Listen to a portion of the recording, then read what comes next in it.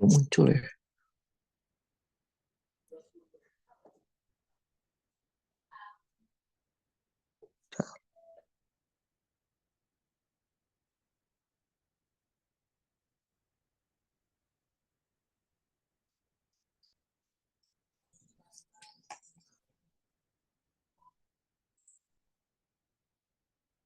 Oke.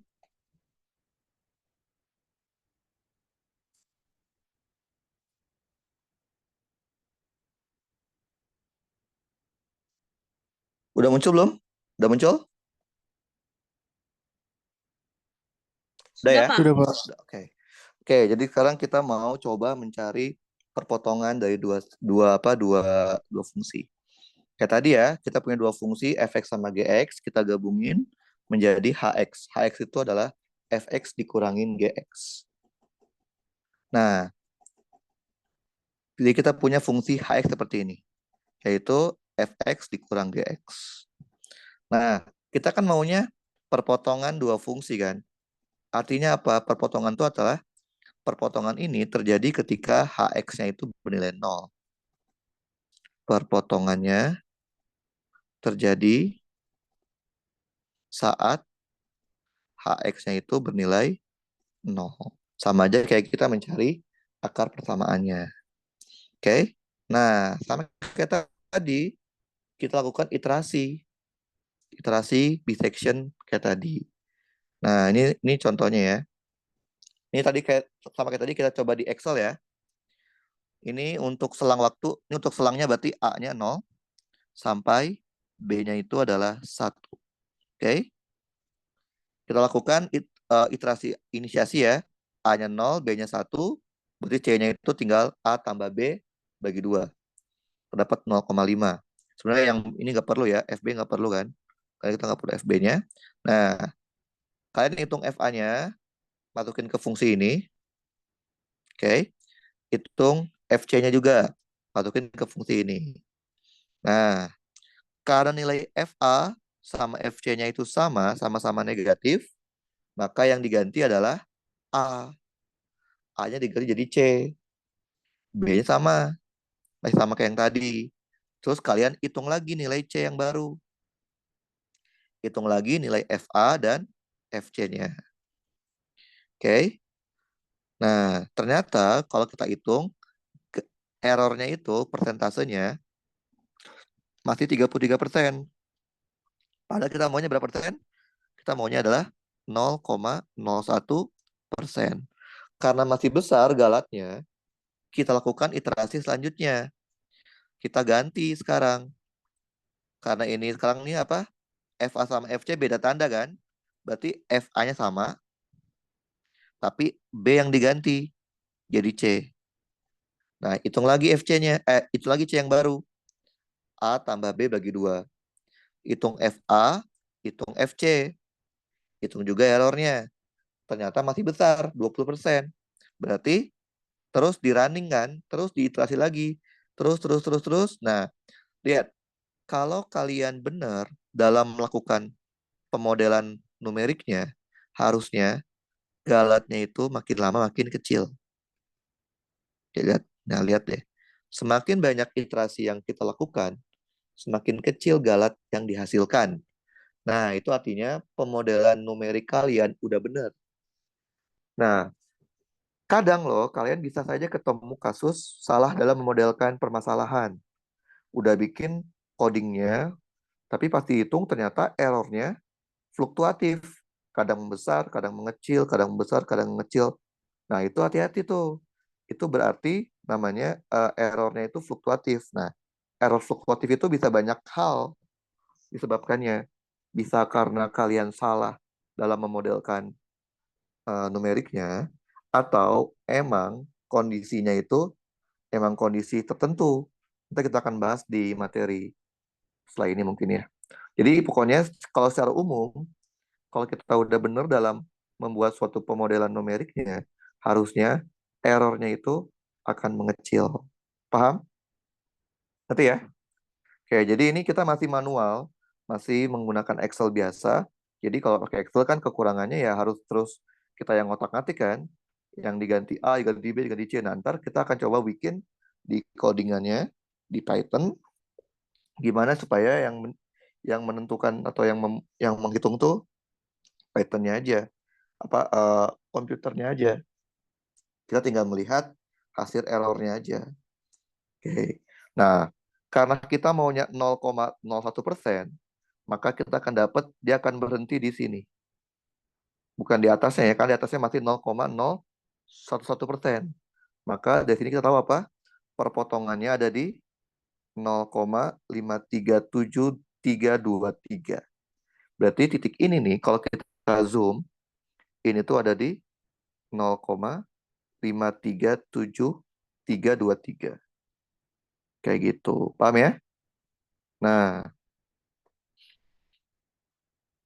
nah, coba deh kalian, ini kita jadi PR aja deh ya. Kan tadi kan kita udah ketemu yang ini ya. Udah ketemu yang ini kan. Coba deh PR buat kalian deh ya. Berarti ini PR2 aja deh. PR2 kalian adalah nomor satu ya. Ini di Excel aja kalian kerjain. Cari titik titik potong apa titik apa namanya? Titik potong yang kedua. Titik potong yang kedua. Yang ini. Oke. Ini berarti selangnya antara berapa tadi dia bilang? -1 sampai -0,5 ya. Di selang itu adalah -1 sampai -0,5. Berarti ini adalah A-nya, ini B-nya. Oke, kalian coba di Excel aja dulu. Cobain di Excel. Bentar, yang dikumpulkan itu adalah Excel-nya ini ya. Kayak gini. Sampai errornya sama, errornya saya mau 0,01%. Persen ya, bukan 0,01, tapi 0,01%. Berarti untuk PR yang kedua buat minggu depan. Paham ya PR-nya? Ngerti kan? Paham ya? Tinggal kalian coba bikin tabel aja. Saya nggak tahu ini ada berapa iterasinya, tapi kan tinggal coba kayak yang tadi saya ajarkan buat dapetin nilai errornya itu di bawah 0,01%. Oke, seperti itu. Nah, sebenarnya loh, sebenarnya kalian itu bisa melakukan estimasi. Bisa melakukan estimasi berapa banyak sih iterasi yang kalian butuhkan untuk metode bisection. Rumusnya ini, kita coba aja coba ya. Yang gampang aja, yang udah ada ini ya. Ini kan berarti kan A-nya 0, B-nya 1 ya. Oke, errornya itu harus diubah ke dalam bentuk pecahan. 0,01% sama aja. 0,01% itu sama 0,01/100 kan. Berarti errornya adalah 0,0001. Oke, coba kita hitung ya. Benar nggak jumlahnya itu adalah 14? Coba kita hitung. R, ln, tadi B-nya itu berapa? B-nya 1, A-nya itu 0, dikurang, ln, error yang kita masukin 0,0001.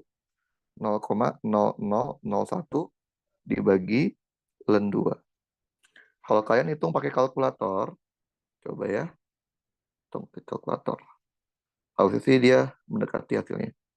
Ln, ln 1 dikurang ln 0,0001 dibagi ln 2. Oke, kalau kalian dapat, ini tuh nilainya adalah 13,28.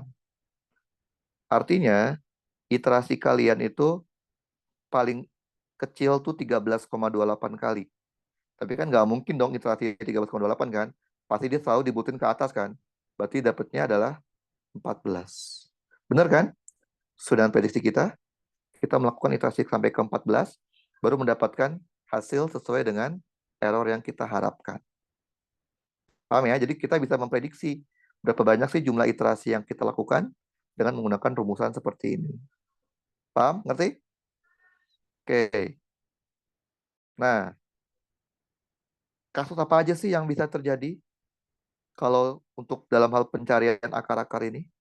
Kasus pertama adalah bisa saja dalam satu selang terdapat lebih dari satu akar, lebih dari satu solusi dalam satu selang. Nah, kalau kalian tahu Nah, makanya nih, setiap kali saya buat persamaan, saya bikin gambarnya dulu. Saya screening dulu. Screening fungsinya. Buat apa? Supaya saya tahu ada berapa akar di selang yang akan saya masukin. Kalau tadi saya lupa bikin screening yang ini ya.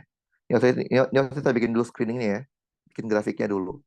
Biar kita bisa tahu grafiknya seperti apa. Jadi untuk mengatasi, kalau kalian nggak bikin grafik, kalian akan ketemu kasus seperti ini. Kasus di mana dalam selang yang kalian tentuin itu ada lebih dari satu solusi, satu akar. Nah, kalau kayak gitu berarti solusinya ya udah selang B-nya itu jangan di selang AB tapi diperkecil lagi selangnya supaya dalam satu selang itu hanya ada satu akar. Seperti itu. Nah, permasalahan kedua bisa saja terjadi yang namanya akar ganda. Jadi eh, sebenarnya dia ada dua akar, tapi sama-sama di titik yang sama-sama di titik satu misalkan.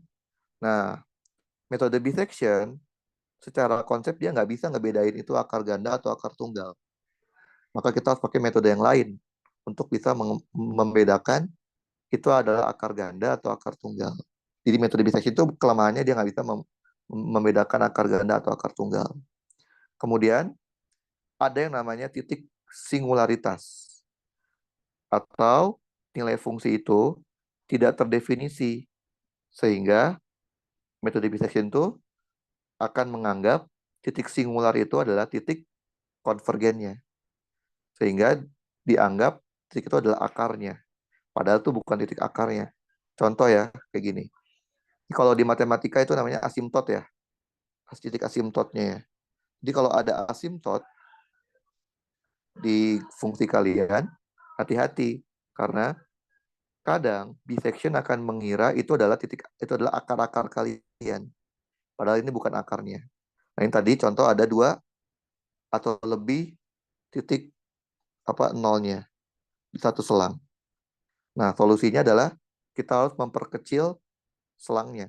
Jangan A sampai B, A sampai C gitu misalkan. Jadi kalian harus bisa tahu ada berapa. Cara tahunya dengan menggunakan screening. Kalian buat dulu fungsinya. Biar bisa tahu grafiknya itu seperti apa. Oh, berarti ada berapa fungsi di selang itu. Nah, kalau akar ganda kita nggak bisa dikerjain pakai bisection karena bisection itu karena terlalu sederhana, jadi dia nggak bisa mengatasi permasalahan akar ganda. Nah, yang ribet itu adalah kalau ada singularitas. Terus gimana kalau singularitas? Ya udah, kalau singularitas artinya kalian harus pilih titik AB-nya, jangan di antara titik singularnya. Berarti pilih AB-nya ya, anggaplah A, B gitu. Jadi di luar range singularnya. Sehingga kita bisa mensiasati supaya nggak kena singularitas. Oke. Nah, itu metode dari bisection. Paham ya? Gampang kan? Cuman dibagi dua aja. Jadi si batasnya itu kita bagi dua menjadi lebih kecil. Kemudian kita tentuin yang berubah itu batas bawah atau batas atasnya. Tergantung nilai FA sama FB-nya. Nah, metode kedua namanya metode regula falsi. Nah, kalau tadi kan bisection tuh hanya mengandalkan selisih selang interval ya. Kalau ini memanfaatkan dua hal. Pertama, memanfaatkan kemiringan, gradien, dan memanfaatkan selisih tinggi dari dua batas range-nya. Kayak nama lainnya itu adalah false position. Jadi kalau di Google kadang nama lainnya regula false itu false position. Nah, sama kita butuh dua batas batas selangnya A sama B. Nah, nanti kita dipakai menggunakan interpolasi linier untuk mendapatkan nilai X, nilai tebakan yang kita akan mendapat. Oke, seperti ini kira-kira konsepnya. Saya punya selang dari A sampai B. Oke, A nilainya negatif, FA-nya, FB-nya nilainya positif. Gitu ya. Nah, kalau tadi buat mencari nilai C, itu kan tinggal A tambah B bagi 2 kan. Nah, kalau sekarang enggak, kita memanfaatkan gradien kemiringannya. Nah, ini kan rumus gradien kan.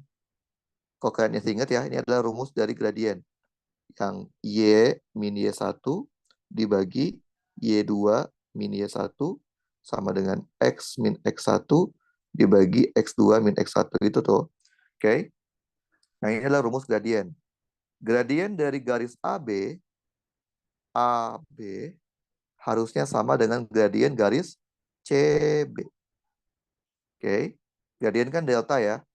Selisihnya delta Y. Bentar ya. Bentar.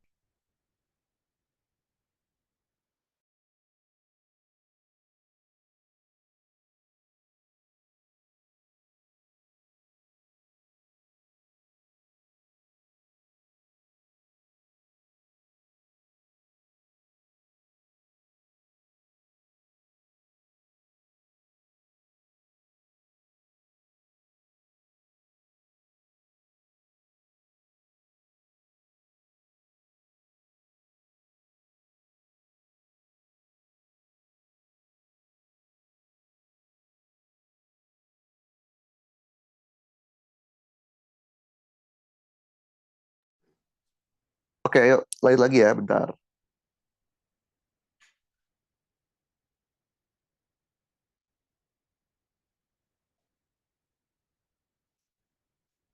Oke. Nah, jadi yang bikin beda dari metode bisection, regula Falsi itu dia memanfaatkan gradien. Gradien AB kan berarti kan delta Y per delta X kan.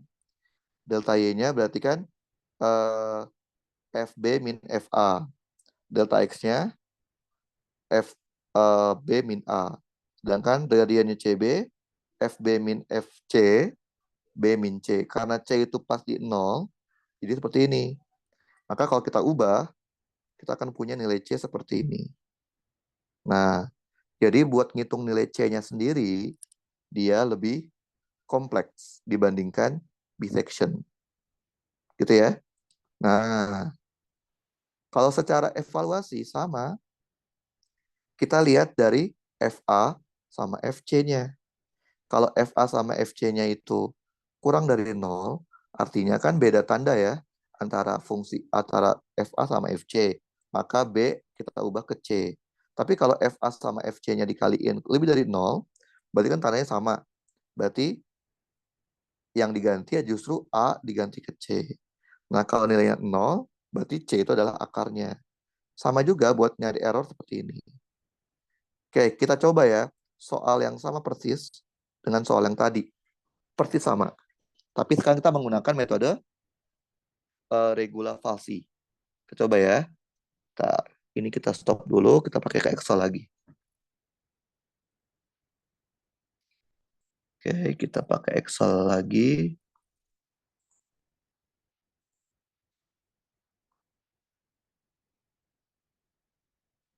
Oke, udah muncul ya Excelnya? Udah muncul? Belum? Masih loading, Belum Pak. ya? Masih loading ya? Oke, Sudah, Pak. bentar. Udah ya? Nah, ini kan metodenya bisection ya. Ini bisection. Oke, sekarang kita coba pakai regula Falsi.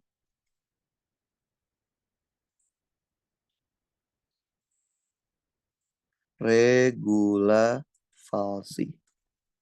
Falsi. Oke. Oke, yang pertama sama sih. Cuman bedanya kalau regula Falsi kita butuh FB. Maka kita harus bikin tabel FB juga ya. Ini kita bikin dulu. Kita coba ya. Nah, kita lihat apa sih keunggulannya regula Falsi dibandingkan bisection.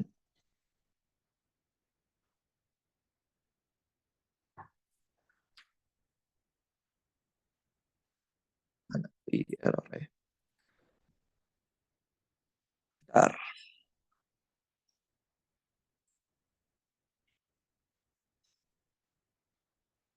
Oke. Nah, dia butuh FB ini dia. FB. FB. Iko GB. FB. Nah, kita drag aja kali ya. Boleh kan drag. Oke. Udah bener ya, sama ya. pangkat 3, pangkat 2, min 3, X min 3. Oke. Nah, bedanya di C nih. Kan kalau tadi kan C kita tinggal A kurang B, A tambah B bagi 2 kan? Nah, kalau sekarang C-nya itu yang tadi, rumus regula falsi. C-nya itu adalah apa? B dikurang FB dikurang FB dikali B min A, oke, dibagi FB min FA. Nah, kalian bikin di sini rumusnya. Berarti sama dengan B dikurang dalam kurung FB. FB itu ini berarti ya. FB dikali B min A. B min A. B min A. Terus dibagi. Kurung dulu lagi ya. Kita dulu. Ini kurung lagi. Dibagi. Nah, FB min FA. FB-nya mana lagi kelihatan? FB itu P11. P11 dikurangin FA. FA itu N11. N11. Oke. Nah, udah ya. Tuh, banyakan. Kurung kayaknya. Bentar, salah nih. Coba kita dulu.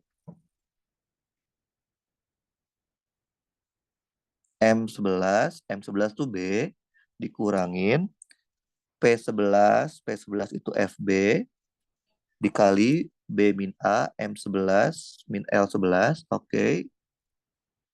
Iya. Oke. Bener kan harusnya? Iya, bener harusnya. Nah, ini P11 eh P11 dikurangin N, salah dong. Dikurangin O dong. Salah. O11. Nah, sip. Nah, jadi kita dapatlah rumus seperti ini. Nah, kita lihat sekarang FA sama FB beda tanda kan? Berarti apa? Yang diganti adalah A jadi C, B-nya tetap. Oke. Nah, ini tinggal di drag aja. Kalau sudah benar tinggal di drag aja. Kok belum di ini dulu harus jadi gituin. Nah, oke. Hitung galatnya. Absolut dari nilai C sekarang dikurang nilai C sebelumnya dibagi nilai sekarang dikali 100%. Oke. No, lihat deh. Satu kali iterasi regula falsi langsung 1,7%. Padahal tadi kalau pakai bisection masih sekitar 7,7%. Tapi kan masih belum dong ya. Nah, lihat FA sama FC-nya masih sama-sama negatif. Berarti A jadi C, B-nya sama. Oke. Nah, hitung dulu ininya. Ininya diisi dulu. Oke. Baru kita bisa ngitung ininya. Oke. Nah, lihat. Baru iterasi kedua, dia langsung 0,3%. Jadi dia sangat cepat dibandingkan dengan bisection. Masih sama, berarti A jadi C. B-nya tetap sama. C-nya lihat aja ya. Ini. Oke. Oke. Udah 0,04. Masih belum kan ya? Berarti masukin lagi. Tanda yang sama, berarti ini masih sama. Ini sama kayak ini. Ini kita drag aja. Ini kita drag. Ini kita drag. Oke. Nah, langsung 0,07. Berarti udah sesuai kan? Berarti kita hanya butuh 4 kali iterasi untuk mendapatkan galat yang di bawah error yang kita inginkan. Padahal tadi waktu kita pakai bisection, kita butuh 11 kali iterasi. Artinya, regula falsi secara metode dia jauh lebih efisien dibandingkan dengan menggunakan bisection. Oke, kita stop lagi, kita kembali ke tab lagi. Bentar, lagi ke tab. Mana sih? Oke. Nah, jadi itu kira-kira ya. Jadi kalau kita lihat sama-sama konsepnya itu adalah mencari akar-akar, tapi ternyata metode bisection itu kurang efektif. Metode regula falsi dengan soal yang sama dan hasil yang sama, ternyata dia hanya butuh 4 aja. Hanya butuh 4. 4 kali iterasi sudah dapat menghasilkan galat error sesuai dengan yang diinginkan. Oke, seperti itu. Paham ya? Jadi secara konsep sama, bedanya adalah regula falsi itu dia nggak langsung dibagi dua, tapi memanfaatkan yang namanya slope atau kemiringan dari garis ujung-ujung si selangnya. Seperti itu. Oke. Nah, ini juga sama. Nah, ini buat PR aja deh ya. Ini PR ini. Ini PR. PR 2 nomor 2. Tadi kan kalian udah dapet kan ya. Untuk selang pertama ini, kalau kita pakai bisection, kita butuh kalau nggak salah 14 kali. 14 kali iterasi untuk mendapatkan error lebih kecil daripada 0,1%. Nah, sekarang coba kalian lakukan metode regula falsi untuk keduanya. Untuk selang 0 sampai 1 dan min 1 sampai min 0,5. Kalau ini kan tadi kan PR satunya kan. Nah, kalian terbandingin. Harusnya metode regula falsi itu akan jauh lebih efektif, jauh lebih efisien dalam hal waktu ya, ketika untuk melakukan iterasinya. Dia hanya butuh sedikit iterasi dibandingkan menggunakan metode bisection.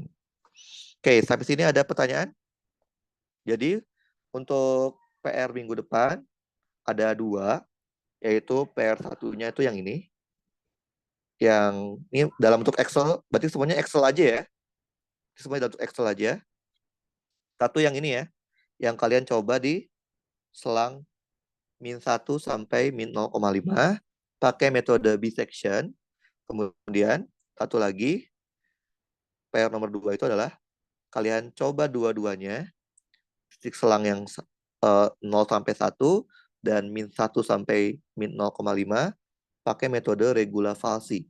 Bener nggak sih regula falsi itu jumlah iterasinya lebih sedikit dibandingkan iterasinya bisection?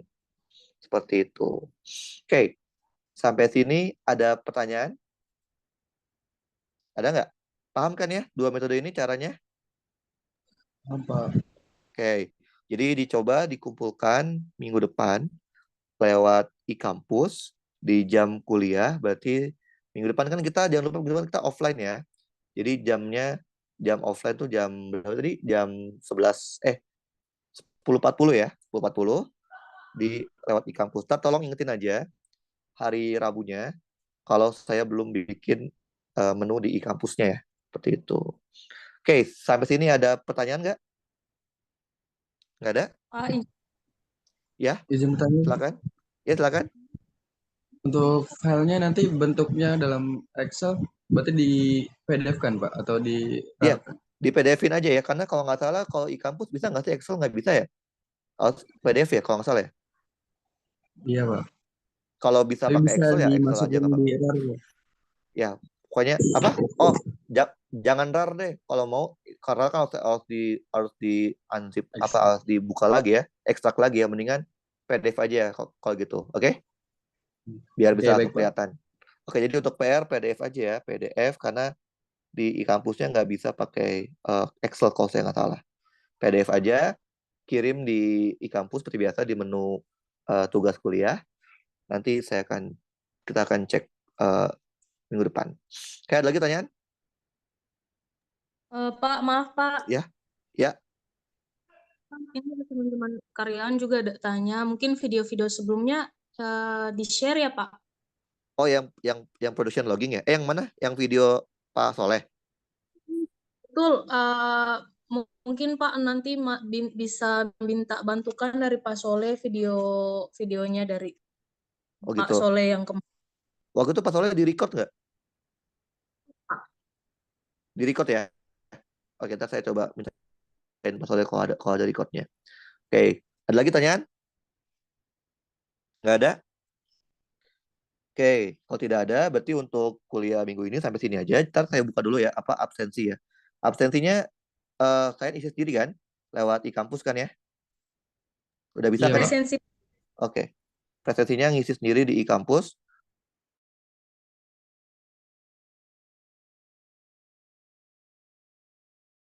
Jadi kan itu buat backup aja. Setelah gitu kalian ngisi sendiri di e-kampus. Nah, saya bukain dulu ya. Saya bukakan dulu. Karena harus dibukain. Baru bisa dia ngisi. Oke. Oke. Ada yang nggak bisa ngisi presensi lewat e-kampus, bisa kan? Bisa semuanya ya? Halo Pak, di presensi perkuliahan ya Pak? Ya.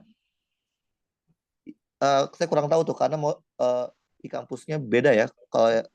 Kalau yang di mahasiswa di mana yang udah bisa di menu apa? Yang udah bisa tuh, yang udah bisa ngisi siapa? Ada nggak? Di akademik Pak, Soalnya presensi di menu perkuliahan. tuh. Nah, itu akademik, presensi perkuliahan, terus pilih mata kuliahnya ya? Iya Pak. Betul Pak. Gitu. Oh, oke, yaudah sip. Di situ ya, ntar saya buatin dulu. Iya, Pak. Mungkin ntar ini rada ya. Ntar kalian isi juga ya di situ ya di presensi perkuliahan situ. Biar ada 2 backup. Jadi diskusi online tuh buat yang presensi awal di awal perkuliahan. Terus yang isi manual tuh di presensi akhir di buat ntar di recap. Oke, kalau tidak ada pertanyaan, kita sudahi saja untuk perkuliahan minggu ini. Kita ketemu lagi minggu depan sesuai dengan jadwal, insya Allah offline. Tapi mungkin karena ada kas karyawan, saya usahain hybrid ya. Kalau bisa, kalau jaringannya sana bagus. Kemudian kalau enggak, saya kasih recordnya. Oke, untuk PR jangan lupa dikumpulkan di paling lambat jam perkuliahan itu 10.40 ya. 10.40 ya. 40 karena kita akan periksa kita akan masukin itunya udah benar atau belum. Oke, kalau tidak pertanyaan lagi, kita akhiri saja untuk perkuliahan hari ini. Ini slide-nya saya kirim lewat WA. Untuk videonya mungkin rada lama ya karena harus di itu. Ntar diingetin aja. Video ada, teman saya kadang suka suka lupa upload gitu. Ntar kalian ingetin aja kalau belum ya. Itu biasa langsung upload. Oke, wassalamualaikum warahmatullahi wabarakatuh. Waalaikumsalam warahmatullahi wabarakatuh. Terima kasih, Pak. Waalaikumsalam, makasih Pak.